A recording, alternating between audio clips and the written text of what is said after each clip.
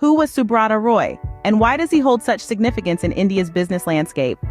To answer those questions, we delve into the life of a man who was nothing short of a titan in the Indian industry.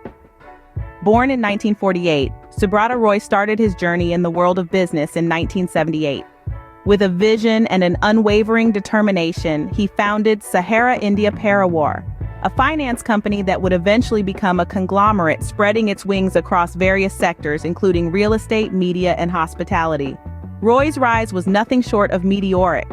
From its humble beginnings, Sahara India Pariwar grew rapidly under his leadership, and it wasn't long before he was recognized as one of the most influential figures in India's business landscape. His influence was so vast that he was often seen in the company of the who's who of Indian society, including Bollywood stars and high-ranking politicians. However, as with all great tales, Subrata Roy's story is not without its share of adversity.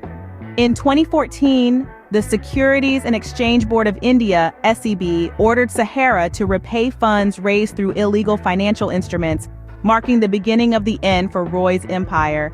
This order was a significant blow to Roy's empire, and the fallout was immediate.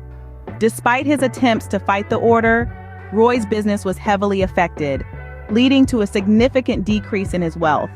His reported net worth in 2013 was around 50 million rupees, a stark contrast to his once lofty status.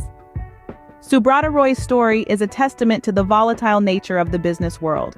His rise and fall serve as a stark reminder that success in business is never guaranteed, and it often comes with its fair share of risks.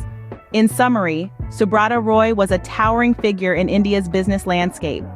From his humble beginnings in 1978, he built an empire that spanned across various industries, becoming one of the most influential figures in the country.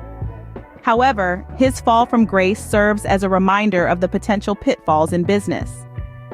His story is a cautionary tale of the rise and fall of a business titan, serving as a potent reminder of the volatile nature of the world of business.